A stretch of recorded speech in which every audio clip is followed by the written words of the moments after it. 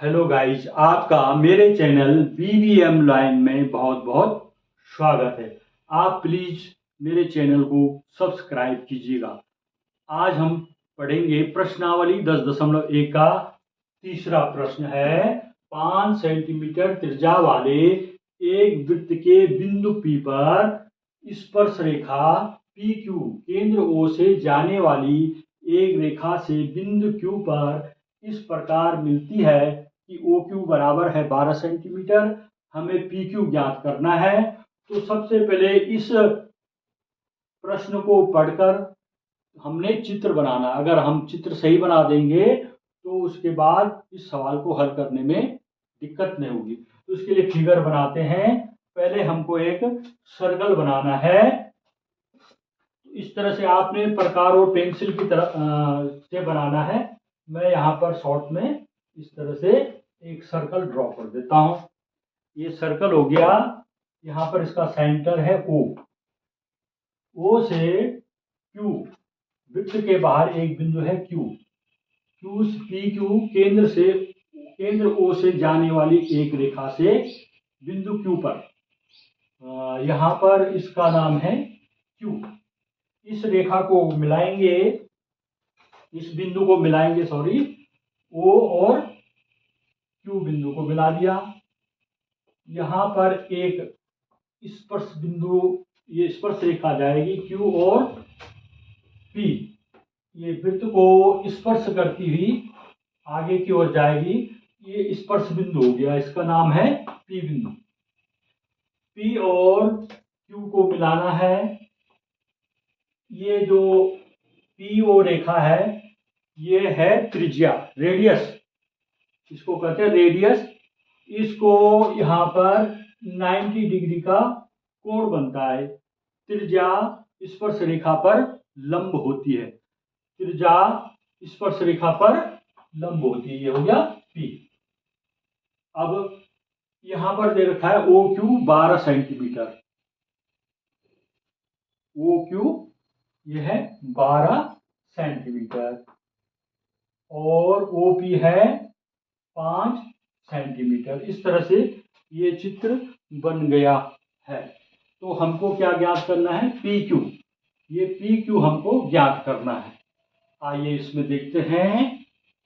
ये जो चित्र बना है POPQ, एक त्रिभुज बन गया। त्रिभुज OPQ में इस त्रिभुज को देखने पर हमको ये 90 डिग्री है बीच में, तो ये समकोण त्रिभुज हो गया। त्रिभुज OPQ में त्रिभुज OPQ जो समकोण त्रिभुज हो गया। क्या हो गया? समकोण त्रिभुज। यह है समकोण त्रिभुज। तो इसमें पाइथागोरस प्रमेय का सूत्र लगेगा। पाइथागोरस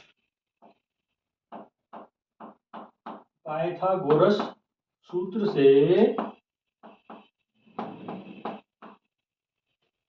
यहाँ पर कर्ण पर बना वर्ग, आधार पर बना वर्ग और लंब पर बने वर्गों के योग के बराबर होता है। कर्ण का वर्ग क्या होता है? आधार पर बने वर्ग और लंब पर बने वर्गों के योग के बराबर होता है। कर्ण कौन होता है? जो ये समकोण त्रिभुज है, इस समकोण बन रहा है इस त्रिभुज में ये कि यहां से सामने की भुजा कर्ण, 90 अंश के कोण के सामने की भुजा क्या होगी? कर्ण। ये है 12।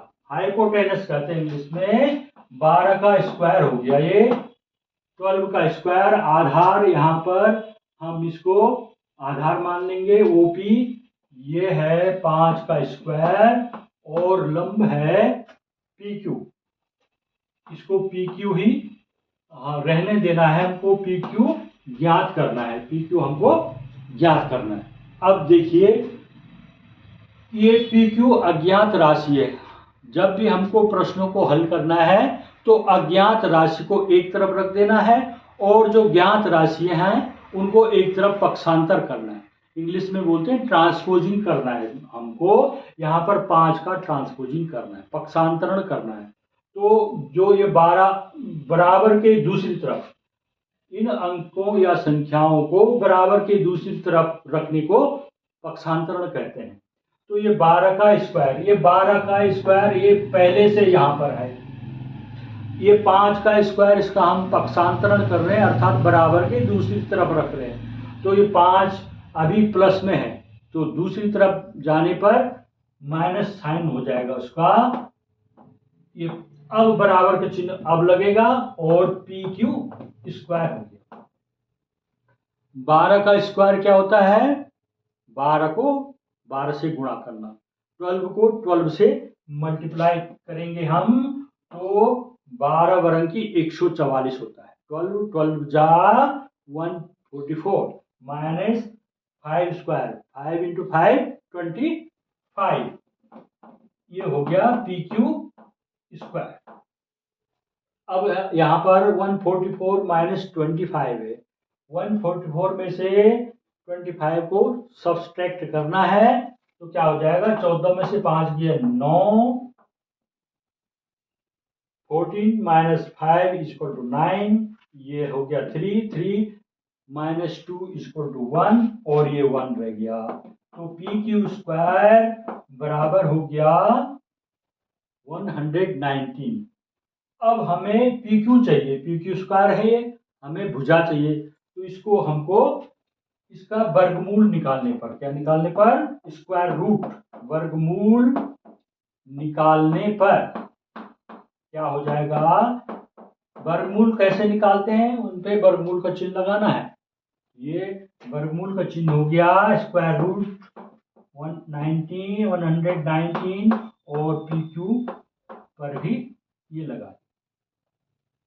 अब जब इसका वर्गमूल निकलेगा ये पी क्यू हो जाएगा, ये तो हो जाएगा पी क्यू और ये ऐसे ही रहेगा। तो पी क्यू का मान कितना आ गया? √ 119।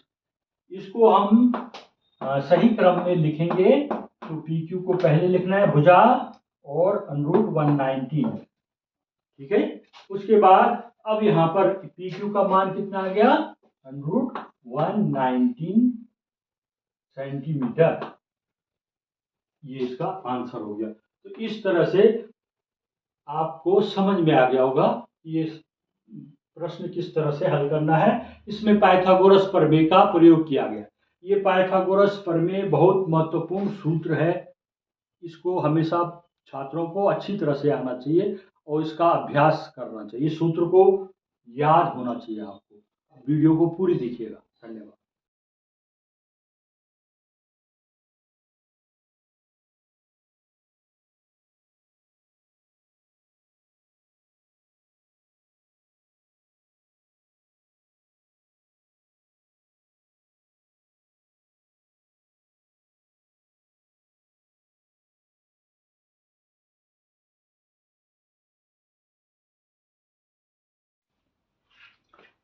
प्रश्न संख्या 4, एक वृत्त खींचिए और एक ही दी हुई रेखा के समांतर दो ऐसी रेखाएं खींचिए कि उनमें से एक स्पर्श रेखा हो और दूसरी छेदक रेखा हो।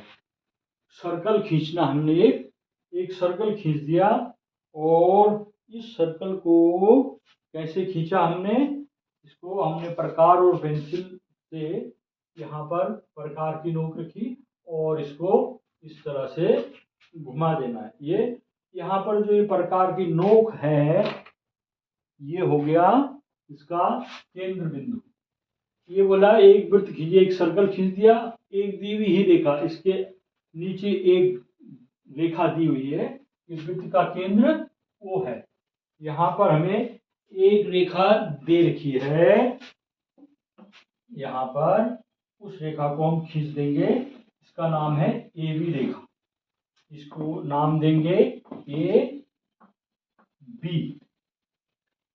अब हमने AB और जो O है यहाँ पर एक लंब खींचना है। इसको खींचने के लिए यहाँ पर प्रकार को रखकर इस तरह से और यहाँ हमको चाप काटना होगा। इस तरह से चाप काटिएगा।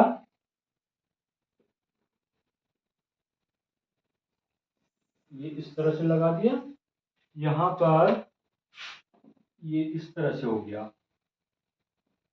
फिर इसके आगे यहाँ पर प्रकार रखकर इधर को, और यहाँ से प्रकार रखकर इधर को, ये जहाँ पर ये कटेंगे इस बिंदु को नाम दीजिए x। इस बिंदु को और वो बिंदु को एक शीट में हमने मिला देना है। ये थोड़ा इधर होना चाहिए। अगर प्रकार उससे बनाएंगे तो बिल्कुल एक्यूरेट आएगा।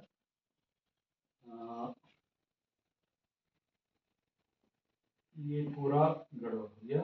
ये इस तरह से आएगा और हमने इसको मिला देना है। इस तरह से इसको मिला दीजिए।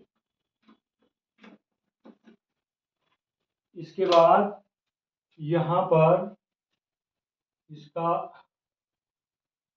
नाम रख दीजिए n हो गया। यहाँ पर ये बिंदु मिल रहा है, इस बिंदु का नाम P। ये बिंदु इस सर्कल पर, इस वृत्त पर ये एक बिंदु लेना है। इस बिंदु के और जो ये रेखा है PN रेखा, यहाँ पर एक हमने लंब खींचना। क्या खींचना है? लंब। लंब खींचने के लिए हमें दो स्केल चाहिए होंगी। स्केल चाहिए होंगी। कहाँ है हमको मिल गई स्केल। अब इस स्केल से हमने यहाँ पर ये 90 डिग्री बनाते हुए एक जो इस बिंदु है वहां से आगे एक रेखा खींच देनी है हमने। इस तरह से यहाँ से यहाँ तक ये रेखा हमने आगे बढ़ा दी। ये हो गया PQ। ये PQ हो गई स्पर्श रेखा।